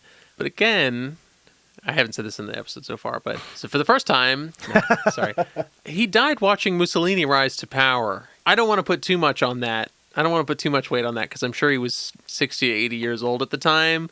But like, what happened? I don't know. There's some historical context to his advocacy as an anarcho-syndicalist or whatever that maybe isn't so pretty. I'm not exactly sure. Maybe some further research required. Yeah, I wonder about that. I mean, to give him some grace, I think there are a lot of folks now in the United States that, maybe in decades in the future will look back and ask what resistance was happening in this context. And it's like, I'm not putting him down so much. It's just, I don't know. When they put this theory into practice, what came of it? All of these guys, in fact, not just Errico Malatesta, but, what happened? One quote that I love from the Cafiero is when he says... the Cafiero is just full of banger quotes. I will say, he's a great writer. He knows how to turn a phrase. Yes. I just don't agree with his core stuff. I do love on page 40 and 41, he's talking about freedom and equality. Those are the two ideals. And he says, these two precious coins must pay for the eternal redemption of humanity, and the transaction will never take place until such times as the true value exactly matches their face value. And then to talk about the true value of freedom and equality, he says, that's anarchy and communism, And I just like that. I mean, I am still in agreement with the anarchists and Kropotkin, who's an anarchist also, when he says that anarchy begets communism, communism begets anarchy. Yeah. It's just the in-between. It's just that penultimate stage, that middle stage that seems to be the sticking point. Everything else. Yeah. There are actually a couple from the Cafiero, one of which he's kind of quoting somebody else. I looked it up. But this is on the first page of the essay. Yep. Where From he says, Diderot, right? Yeah. With the bowels of the last priest, let us strangle the last king. Looks like that's attributed to Denis Diderot. That's just a fucking great line. I love that. I'm probably going to steal that and put that in a song. There you go. I love that. War on the castles and peace on the shacks. Yeah. And he has another great line right on the next page. He says, with the iron of their chains, gladiators in revolt fashioned their swords of freedom. From the centuries-old bonds of our servitude, we will forge the arms of human emancipation. Yeah. God, that got me all fired up. I do love the principle of struggle and the principle of sociability will undergo further extension, the last that will require the use of violence. This will be the last birthing by revolution that requires intervention by the surgeon. Something nice about that. Not to get too far ahead of ourselves, but like what comes after. You know, I know we're talking about communism, but like that's not the end of the line. I mean, there is development still to be had after that. It's interesting, though, to think of, and I think that's something that Cafiero talks about here, but he's saying that it's like, it is the ability of development without the need for violence, you know? And to think of like revolution as just the violence that allows for the development. I mean, we've talked about that plenty, you know, just to think in the future, it's like there can be that development without the violence, without the revolution, you know? Yeah. To move to a higher stage won't require the same kind of revolution that it does today or in the past. That's a nice thought. It is. It's the goal we're fighting for, right? Yeah. And he does also say all for one and one for all. Vindicated, because when I said that on the podcast, I felt horribly corny. And yeah, this guy's a little corny too, but it's in the text. It's textual now. Sorry, I was just looking at the math formula again. Oh. Despotism of the popular state equals existing despotism plus economic despotism times X degrees of centralization. Why did you have to put that formula in there? Am I going to plug numbers into this formula? That doesn't mean anything. You could have just said the larger the state, the more bureaucrats it requires, which you do immediately after anyway. Why include this ridiculous formula anyway? Yeah, I don't see what good that formula can do. Seems a little weird. Oh my God. This felt a little bit like an admission on 47. Okay. He writes, some of our adversaries often accuse us of not having a program. If by program they mean a new form, elaborated every slightest detail into which humanity is to be put by hook or by crook, then saying we do not have a program does us the greatest justice and qualifies us as true friends of the revolution, as the anarchists we proudly call ourselves. That's Feels the most like jack-off motion thing ever, okay? I hate it when he said, the first word of our program is anarchy, which contains the quintessence and synthesis of it completely. It's like, what do you want? Anarchy. How are we going to get it? Anarchy. Yeah. Okay. I said I wasn't going to shit on anybody in the cavalcade. Sorry to pull that one up. I will gladly shit on everybody. On the bottom of page 50, he does give this line. He says, from this one we can see all the stupidity of those who come out and object with the air of wit. Who will sweep the streets? Who will empty the privies? Etc. All this will be done by machines, which will no longer be invented and used in spite of, but in place of, the physical and mental effort of a given sort of work. And he's right. That's a world that we could live in today. The technology exists. He was right to call it out. And it's one of those dumb things that you get from anybody when you talk about communism, anarchism, or whatever. Yeah. It's like, who's going to fucking scoop the shit? It's like, no one needs to. Dude, it's either no one, someone, or everyone, okay? And all of those answers are acceptable in some form. Yeah. Like... Exactly. You know, I'm done with that. Like, I hate that question so much because I've seen people who like to be trash collectors, in fact. I'm not saying that that's reflective of freedom or anything, but people will do the work, okay? And if people won't do the work, machines will do the work. Yeah. I have no concerns about things like that. Yeah. Oh, this is actually just below the... Yeah, the last one. Yeah. Yeah, it's not a new type of education that will generate new interests, but new interests that will generate a new type of education. You know I'm a sucker for chiasmus. What can I say? I mean, I really don't have anything from the Bakunin. There's, nowadays, all bankruptcies are more or less fraudulent. Real. I have one from Bakunin as well on 62, because I think it's self-evident to everybody, any self-respecting communist now at least, but I appreciate that he was calling it out when he did. He says, the business owner can conduct his affairs poorly. He can be wiped out in a bad deal or be a victim of a commercial crisis or by an unforeseen catastrophe. In a word, he can ruin himself. This is true. But does ruin mean, from the bourgeois point of view, to be reduced to the same level of misery as those who die of hunger, or to be forced among the ranks of the common laborers? This so rarely happens that we might as well say never. Afterwards, it is rare that the capitalist does not retain something despite the appearance of ruin. I just really liked that idea, the idea that the bourgeois definition of being ruined is to be like the people he's oppressing. Yeah, that's the second quote I have from this here is just on the next paragraph, right? Clearly, the risks of the workers are greater. He says the risks of the workers are infinitely greater. Yeah. The savings of the worker are fairy tales invented by bourgeois economists to lull their weak sentiment of justice, the remorse that is awakened by chance in the bosom of their class. The ridiculous and hateful myth will never suit the anguish of the workers. He knows the expense. If he had savings, he would not send his poor children to wither away, to grow weak, to be murdered physically and morally in the factories. Right? Yeah. It reminds me of when we were reading Capital, and the economist is like, haven't I labored too? It's like, not nearly in the same way. It is not the same. Not nearly in the same way. Yeah. Man. And also, talking about prescience, still true. What's the fucking statistic? Like 60% of families couldn't deal with a $400 expense that came up out of nowhere. Yeah. You know, it's the same thing. To talk about savings is crazy. I've been laughing a lot about the stock market because I don't have any fucking assets, you know? Like, all the tweets are like, I'm 24 years old. What do I do to prepare for the recession? Nothing. You are the least affected by the recession, man. You don't have assets. You don't have anything like that. Did you like the capitalist sermon that Bakunin gives here? He does kind of a similar thing. This essay really made me think of Capital a lot, you know, and it's clear that he's very influenced by Marx. I mean, he even says at the end, like, Mr. Karl Marx, the illustrious leader of German communism, he calls Das Kapital a magnificent work. So, you know, I can see a lot of Marx in this writing here as well. Yeah, I wrote that at the end of this essay, I wrote there's nothing explicitly anarchist about this essay. Yeah. Because it does just feel very much like a lot of the same conclusions Marx was coming to. Yes. Now, there is something to say because Marx and Bakunin had terrible beef. Yeah, I knew that they were not friendly. Terrible beef. Yeah. So that was just a very personal beef. I mean, I don't know where it came from. Yeah, I don't know anything about it, so I can't speak to it. Exactly. But the sense that I get is that something happened between them, not necessarily between their ideologies. Just that he was like, I fucking hate that guy. Yeah. I can't stand that motherfucker, and I have to see him every meeting now, you know? Yeah, I'm going to have to look into that. Yeah, same. There is actually another really great quote from Bakunin on 66. Okay. From then on, the employer will watch over him either directly or by means of overseers. Every day during working hours and under controlled conditions, the employer will be the owner of his actions and movements. When he is told, do this, the worker is obligated to do it. Or he is told, go there, he must go.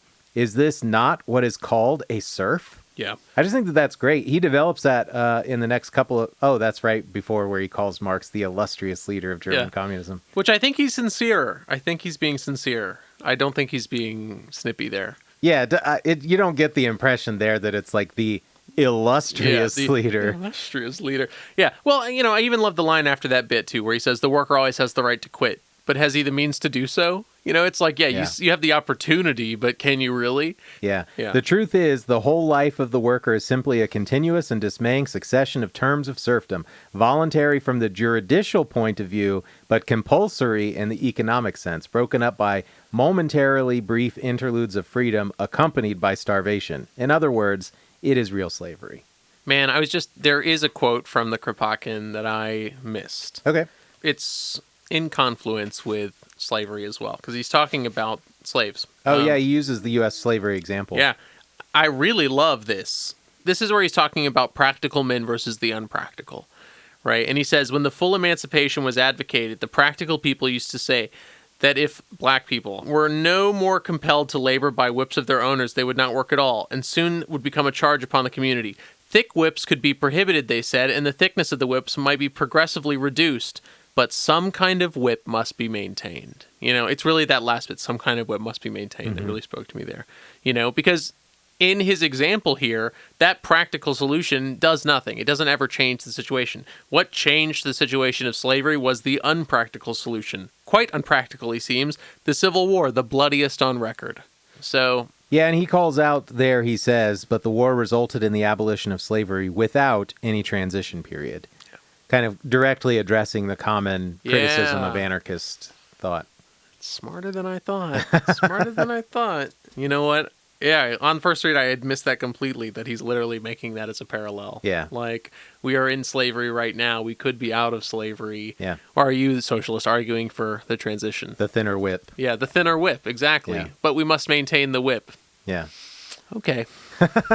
Okay, Peter. Did you have anything on the Bakunin still? No, I'm to the looking at rocker here now.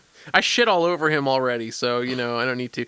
The most active period of French revolutionary syndicalism was 1900 to 1907. I said this in the text, but I should say that those are not necessarily my original thoughts. I have seen that online a lot, but if the best example of your lovely council communist ideal is from 130 years ago, man, maybe it's not the best example. Yeah, I guess reading The Rocker made me want to know more about Spain. I know that you read Orwell's book. Yeah, Homage to Catalonia. Yeah, mostly fuck Orwell, but... He didn't say anything. All he said was that the anarchists were disorganized, surprise, surprise, and then eventually he says that the Stalinists fucking shoot them. What was George Orwell doing? Nothing. He saw very little combat. He got wounded halfway through it, and then he went home. Yeah, he's a cop. He's a punk. Yeah. He's a narc. Shout outs to fighting in the international brigades. That's cool. The only reason he went and fought with the anarchists is because they would give him the paperwork, right? I'm sure if he could have gotten in with the Stalinists, he would have. Yeah, but reading The Rocker made me wonder more about the anarchists in Spain. I want to learn a little bit more about that. I know that anarchists often try to claim the Zapatista movement as an anarchist movement, which they say it's not an anarchist movement, so I'm not going to accept that. But I am curious to know about more modern examples of anarchist revolutionary movements. I watched a superb documentary about the Zapatistas the other day, like the modern Zapatistas, like in Chiapas. And they just said, like, we refrain from using figures like Marx, Engels, Lenin, Stalin, because they're not known by the indigenous populace. They chose Zapata because he's known, And that, to me, told me more about their structure than anything. Like that they had Marx, Engels, Lenin, and Stalin in mind, and then said, let's conform to the local conditions here. Let's meet them where they're at. Is I think, a bit more telling. I don't necessarily consider them anarchist either. Well, they don't either. So yeah, there you go. Yeah, they're an interesting group, though. I am certainly interested in learning more about them. Yeah, same. Not that we should read it, but I put a subcomandante Marcos reader on my list. Okay. So if I ever get around to it, I'll have to let you know. I'm just looking at the end here. The fact that a large number of socialist parties have rallied to the idea of councils, which is the proper mark of libertarian, socialist, and revolutionary syndicalists, is a recognition that the tack they've taken up until now has been the product of a falsification, a distortion, and that with councils, the labor movement must create for itself a single organ capable of carrying into effect the unmitigated socialism. Sorry, how many organs again? Just one. A single organ, you say? But that's not the state. That's not the state. Yeah. Anyway, everything for the councils or Soviets, no power above them. I do like that slogan. Yeah. Okay, on to the Lucy Parsons. I loved this essay. I thought it was really great. I don't agree with everything, obviously, but sure. I think she has a great turn of phrase, and she brings up a couple of meaningful points. I love this line at the start where she says, governments never lead, they follow progress. Yeah. When the prison, stake, or scaffold can no longer silence the voice of the protesting minority, progress moves on a step, but not until then. I thought that was great. Yeah. In the same way that Rocker was talking about the Jacobins having to be forced by the people, that was really, those two were hand in hand for me. Mm-hmm. What I was going to say is that I think that Parsons is so able to talk so freely about anarchism because America. We already have like these huge ideals of liberty and freedom. Not that other countries don't, but it's so rooted in what we are saying outwardly that I think it's quite natural to talk about anarchism in the American context. And I think that you can see it a lot in this essay. Because when she's talking about liberty and freedom, she's saying like, hey, guess what we're talking about? It's anarchism here. Yeah, I think that's fair. And she was there. She was present during the trade union movement at the turn of the century, was chummy with Big Bill Haywood, and the IWW did a lot of work with them. And so... Yeah, at one point she even says that she was like an honest-to-God socialist and then had to make the transition. Pretty dope. We are governed best when we are governed least. That just reeks of like the freer the market, the freer the people to me. I don't know if I agree with that at all, as we've said many times now in this episode. Yeah, another point of what is my primary criticism with anarchism in general, zooming out, comes from right under that, where she says, but anarchism is not compelled to outline a complete organization, of a free society. To do so with any assumption of authority would be to place another barrier in the way of coming generations. I can understand ideologically what she is saying, but that means that it will never happen. If you don't organize a platform, then nothing will ever come of it. Yeah, something that was revealing to me was actually above that when she says at the second paragraph, for the moment, we must forget that we are anarchists. When we've accomplished, we may forget that we were revolutionists. I mean, that's the most bald-faced thing right there. Anarchism isn't going to do the revolution. We have to be revolutionists for that, right? The anarchism comes after. We're saying the same thing. Yeah. We're saying the same thing. I do have another one here from the next page on 79. People have become so used to seeing the evidences of authority on every hand that most of them honestly believe that they would go utterly to the bad if it were not for the policeman's club or the soldier's bayonet. But the anarchist says, remove this evidence of brute force and let man feel the revivifying influence of self-responsibility and self-control and see how we will respond to these better influences. Okay, so how to contextualize my response to this. I'm straight edge, okay? I'm an edgeman. The edgeman in me finds this appealing. You're a real edger. But its limitation is its strength. Liberty can never be absolute, for our rights cannot impede upon others. So, if we believe in the idea of true liberty, right? Everyone should have the right to do with themselves what they wish. Yeah. That would include things like recreational drug use and drinking and all that sort of stuff that I personally abstain from. For many reasons. And ideologically, I'm okay with everybody having those rights. The problem is when you coexist in a space with another person, if someone is doing drugs and is not in full control of their body, if someone is drunk and not in full control of their body, then their ability to maintain their liberty without imposing on mine is called into question. Yeah. We have laws against drunk driving for a reason. Are they effective is another question, but the point is, your personal liberty can extend only to the point that it imposes upon someone else's. And I like the idea of saying, remove the policeman's club and see how we behave, because, ACAB, fuck all the cops. But I also think, we have to keep in mind the idea that liberty is not something that can be completely unregulated. Just even take the substance out of it, right? Take any external factors out of it. There's an assumption here that every man is acting in a perfectly rational fashion, that they have essentially perfect information, that they're analyzing the circumstances, and then they're making what is the correct, meaning well, that's actually even a better question, right? That they're making the correct decision. What does correct even mean in that situation, right? Yeah. In our current society, correct would be self-serving. In this anarchic society, we're saying that even if correct means for the good of the community, we're still assuming that people are acting in such a rational fashion that they can come to the correct decision based on, again, imperfect information, imperfect stimuli incoming. Even outside of drugs or whatever, I still believe that people are good and people are... I've never believed that. I do. I do in the sense that I think they're cooperative. I don't think they're good because good means nothing. But I think that they are empathetic, and I think that they're cooperative, and I think that people will organize and all sorts of shit. I mean, all the stuff that makes me a communist in the first place. I still don't think that every man is a perfectly rational actor. I still think that there's a relationship between the people and the structure, right? The structure reinforces the people reinforce the structure. So just to say, let the men free and see what happens, that's crazy to me. And I know that I'm playing right into what Lucy Parsons is saying, you're so used to the club and the bayonet that you would say they'd go crazy without it, but I kind of am. I kind of am saying that. It's not even that they would go crazy. It's just that there is more than one possible action that is still considered right in a person's mind. How do you make sure all of those actions are in league with the goodness of society? The greater good. Yeah. Yeah, what I was going to say is there are situations... I agree with you, and what I'm trying to formulate here is examples of where fear of persecution for an action is not what causes or stops an action from taking place. People can know under the system that we exist in currently that persecution is possible, but they choose to do it anyway. So Fear of persecution is not, the policeman's club is not the thing that's motivating or demotivating an action. People can still do heinous things. People can and do still do heinous things, even though they know the fear of the policeman's club is theoretically there. And so removing the policeman's club doesn't do anything to change their motive because it wasn't a demotivating act in the first place. Yeah. I'm thinking about two things. You can do everything right and still lose. I know that's a cliche. mostly from Star Trek. Whatever. You can do everything right and still lose, right? You can think everything correctly and still perform the wrong action, whatever that means. I think that's a possibility. And I'm also thinking again about drugs again, about addiction. I don't want to get better.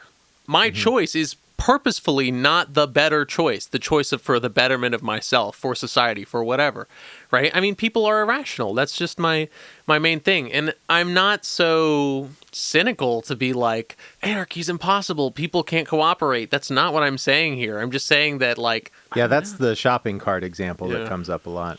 It's just tough, man. I don't even know how to verbalize it. I'm somewhere in the middle. I'm wrestling with this in the same sort of way, I think. This quote stood out to me because I want to believe it, but I couldn't believe it. Yeah. And I'm trying to figure out exactly where I stand on it. That's a tricky one. What I was laughing at the top here is that she says, this would point to the formation of cooperative communities to which our present trade unions are embryonic patterns. Each branch of industry will no doubt have its own organization, regulations, leaders, etc. I'm like, what are we talking? Leaders? What are we talking about here? Yeah. The one contention I did have, anarchism aside, with the Parsons essay, she seems a little flippant about distribution. Not flippant maybe is the wrong word. I'm just looking on page 80 where she says, as we grow more enlightened under this larger liberty, we'll grow to care less and less for the exact distribution of material wealth.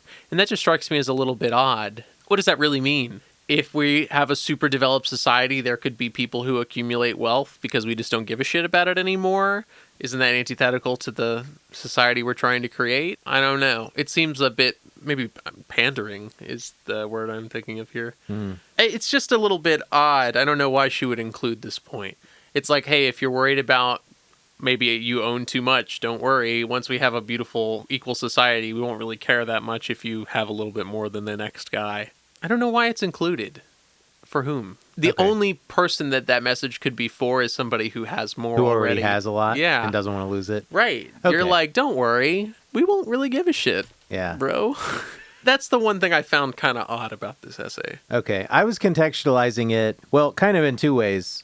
First, regarding the way that you were reading it there, I was thinking of it like, if I'm fed, I don't care if someone has more food than me. Sure. My needs are met. Who gives a shit what's on your plate? Yeah.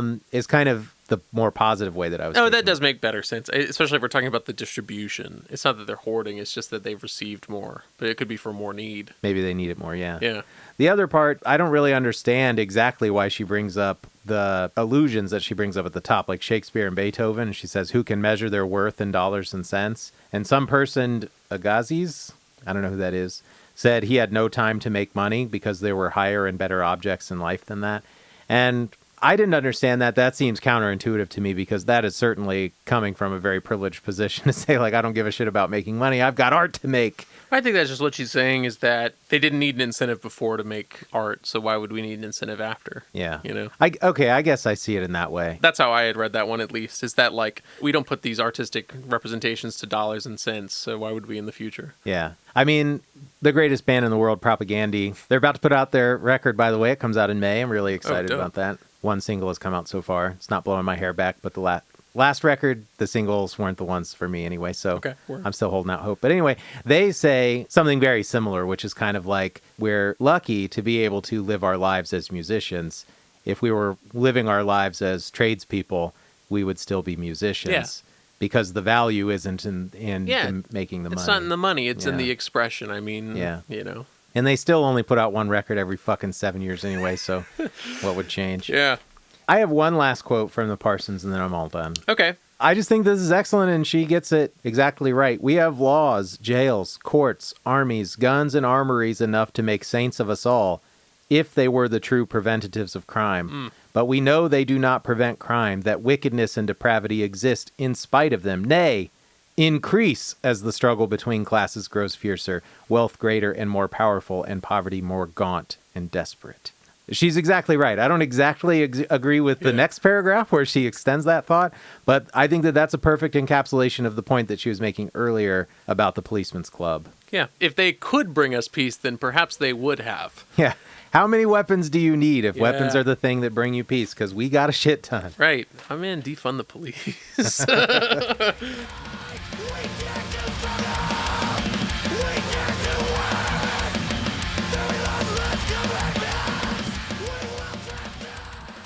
Okay, so that was Ecology and Revolutionary Thought, an anarchist program, Are We Good Enough? Our Revolution, the Capitalist System, the Soviet System, or the Dictatorship of the Proletariat, and the Principles of Anarchism by Murray Bookchin, Errico, Malatesta, Peter Kropotkin, Carlo Cafiero, Mikhail, Buchanan, Rudolf Rocker, and Lucy Parsons. Yes. If you are an anarchist and made it all the way through this episode and have things to say, please send that feedback to us at leftunreadfeedback@gmail.com. If you made it this far, I gotta talk to you. Because you're a stronger man than I would assume most anarchists are. Or woman. You're a stronger person. That's terrible. It's just true. If you're able to get through an hour and a half of us ragging on anarchists in every conceivable and probably terribly stereotypical way, then, brother, let's talk. Yeah, but I would like to say that we did approach this in good faith. Yes. With the intention of approaching this work in good faith. And we are open to legitimate ideas about organization that are not the communist conception of the state. If you have anarchist theory about how to win the revolution, how to organize for the revolution, let me know. We are still open. We are still operating in good faith, regardless of... Listen, I didn't make a single joke about bathtub penicillin this episode. So This episode. yeah. If I can do that, it's a good sign. So here's the point where we would normally ask, why should you read this piece?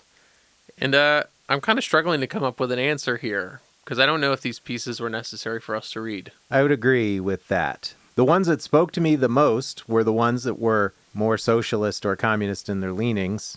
Certainly. And so if you were going to ask me for recommendations on good communist readings, it wouldn't be any of these first, you know? So what's the point? Yeah, I guess I could say that you should read these if you have no other knowledge of anarchy. Yeah, I think the intention we came into it with is probably what I would recommend as a reasonable intention. You should read these works if you are interested in exploring a survey of anarchist writing. Yes. If you're looking for anarchist answers to communist questions, however, I don't know if these are the ones for you. Agreed. Hopefully we can find something that fits that bill and read it later for the show. Yes. And again, if you, listener, have a recommendation, as well as comments, concerns, reactions, pretty much anything, hit us up, leftunreadfeedback@gmail.com. Yeah. And again, I'm interested in reading Anarcho-Syndicalism Theory and Practice by Rudolf Rocker. Is that a good read based on your listening to this episode? Are we going to eviscerate it and feel the same way that we felt about all of these readings? Yes. If you know, let us know, leftunreadfeedback@gmail.com. Yeah. Also, one final call to action, I guess. This is a weird format for the show. This is the first time we've ever done something like this, in that we took a bunch of short works by a bunch of authors and read them all together. Should we do that again? Was this a bad idea? What are your thoughts, listener? Yeah, we'd love to hear from you, as always. And on that note, next time we are returning to our reading of Das Kapital by Dr. Karl Marx. Yes, we'll have Carl on the pod, and we're reading chapters 7 through 9. Correct. Who knows what they'll be about? So make sure you read along with us because you don't want to get left Unread. Take it easy. Bye-bye.